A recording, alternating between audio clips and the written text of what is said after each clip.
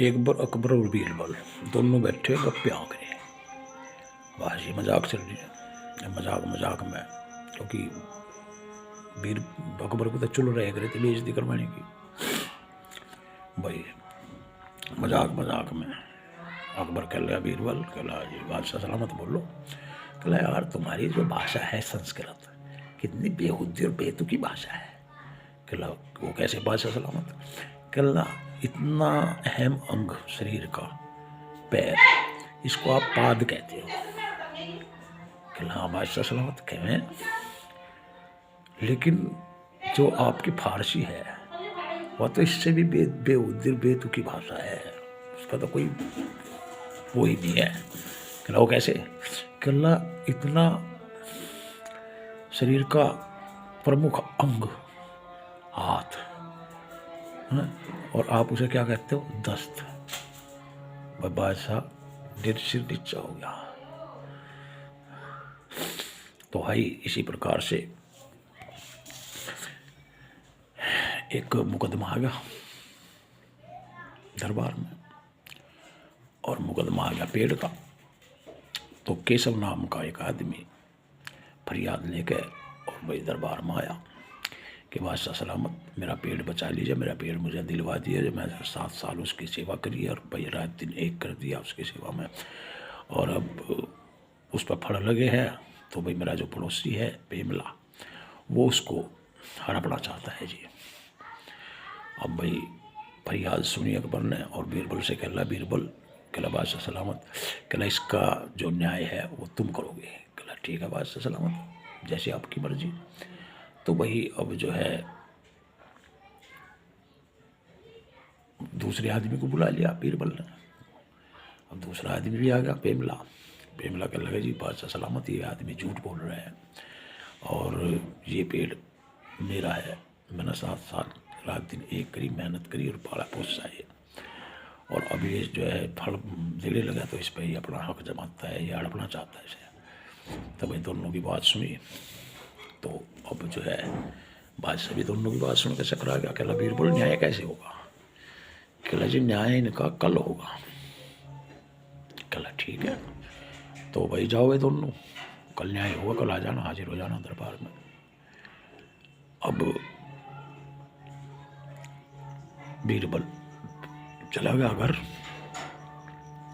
अब घर पे जाके और दोनों बुलवा लिए उसने। अब दोनों बुलवा लिए। कहला भाई इसका बाग पे, इस पे पेड़ पे तुम दोनों दावा कर रहे हो, इसका फैसला कौन करेगा। क्या कोई इसकी रखवाली करता था। कहला जी हाँ एक चौकीदार रख रखा था। तो चौकीदार को बुलवाया गया। चौकीदार कहने लगे जी देखो इन दोनों ने मुझे चौकीदार रख रखा था, इसलिए मैं ये नहीं कह सकता कि जो है पेड़ केशव का या पेमले का है, मुझे तो अपनी मजदूरी से मतलब था, ये भी देता मजदूरी, ये भी देता मजदूरी। अब चौकीदार को भेज दिया, भाई ठीक है कोई बात नहीं, लेकिन उन दोनों को भेज दिया। अब उन दोनों को भेज दिया, चौकीदार को रख लिया वहीं। अब चौकीदार को कहने लगा, कहला देख भाई चौकीदार, कहला जी वजीर साहब बोल लो।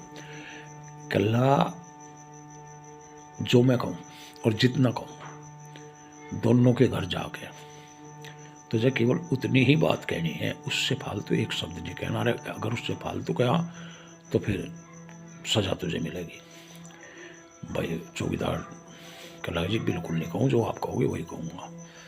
कहला ठीक है, उनके घर जाके दोनों के और ये कह दे कभी कुछ हथियारबंद डाकू तुम्हारे पेड़ के आम लूटना चाहते हैं और मेरे बस की बात नहीं है, आप जाओ दोनों अपने अपने जो है और अपने पेड़ की रक्षा करो।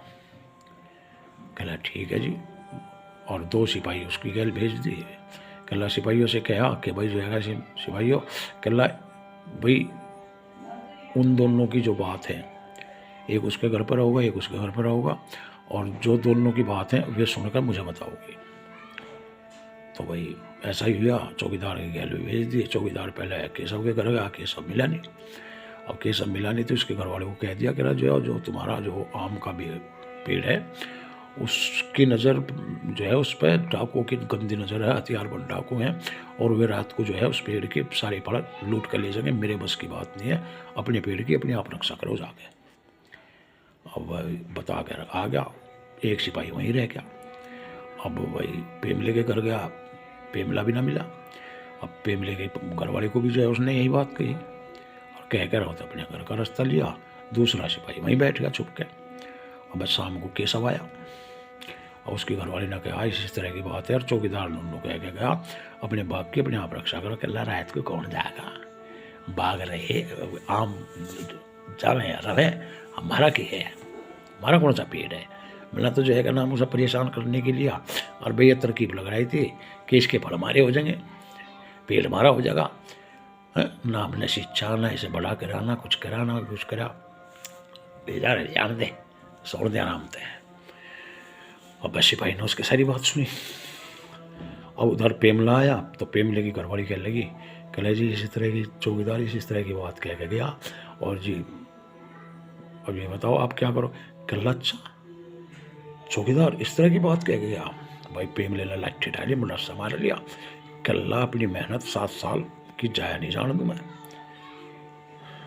7 साल की मेहनत है, वैसे ही पानी में मिला दूँ, वैसे ही लुटवा दूँ, जाया नहीं जान तो बिल्कुल भी। लाठी ठाकर भाग लिया राम के पेड़ के दौरे। अब वे दोनों जो आदमी थे सिपाही, वे दोनों आपस में मिले, दोनों ने जो है आपस में बात करी बेटी कि इसने क्या कहा, इसने क्या कहा। कल्ला भाई इसने ये कहा, कल्ला इसने ये कहा। कल्ला ठीक है चलो वजीर साहब के दौरे दोनों बताओगे। अब वजीर साहब के दौरे दोनों सिपाही आ गए और उन्होंने अलग अलग जो बात सुनी थी वे सारी बता दी। अब बीरबल कहने लगा तो ये बात है। कल्ला जी बात तो यही है। भाई अगले दिन दोनों दरबार में आगे पेश हो गए, पेमला भी रघुवी।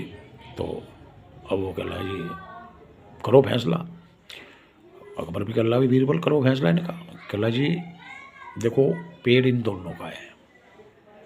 कल्ला हाँ तो क्यों ना जो है पेड़ के फल सारे तोड़कर दोनों में बराबर बराबर बांट दिया जाए। अब भाई इतनी सुनकर केशव तो खुश हो गया। अब पेमला बिल्कुल आँखों में आंसू आ गए उसके। कल्ला ये तो ही फलों की बात, अब रही लकड़ी की बात।